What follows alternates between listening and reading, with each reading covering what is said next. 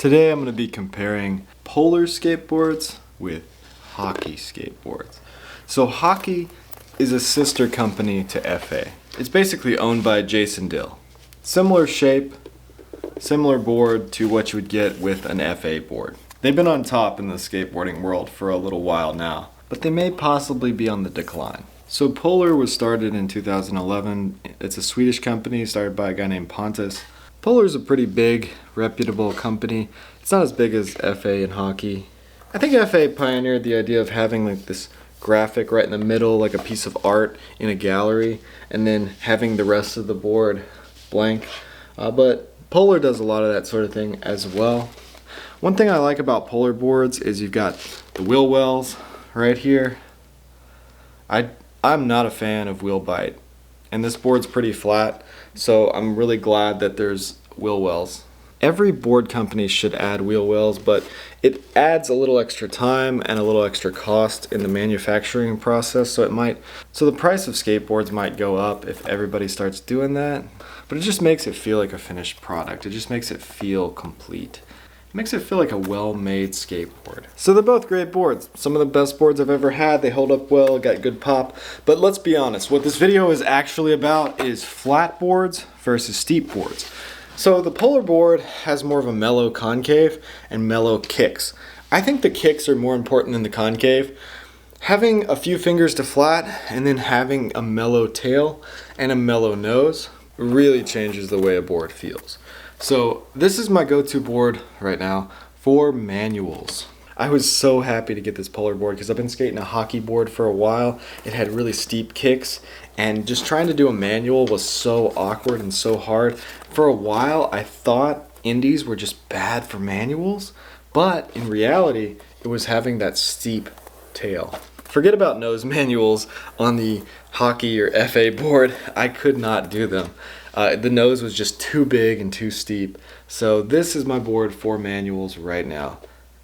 I've also got loose trucks with the stock indie bushings on this board because when I'm doing a manual, I like to be able to turn and carve and move around. I also feel like the Polar board is better for shoves or big spins, stuff where the board rotates this way without flipping. I was having more trouble getting the Hockey board to rotate this way, do big spins and stuff like that. I was doing a big spin disaster. Another reason for that is the wheels are more broken in. These are 60mm Formula 4s that are broken in.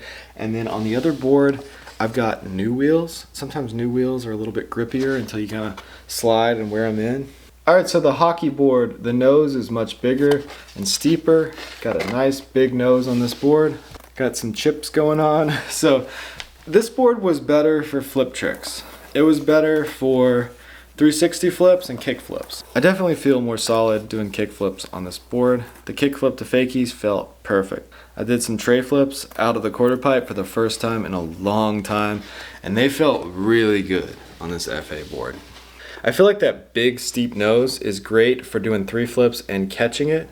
It feels a little shorter and a little poppier. The Polar board, where it was a little more mellow and there was more fingers to flat before the tail started to curve up, I felt like it had a little bit of a delayed pop compared to this board. This board had a quick pop. It felt shorter just because it had a steeper nose and tail, and it was just quicker, a quicker pop. So I understand the closer the tail is to the ground, the quicker the pop actually is.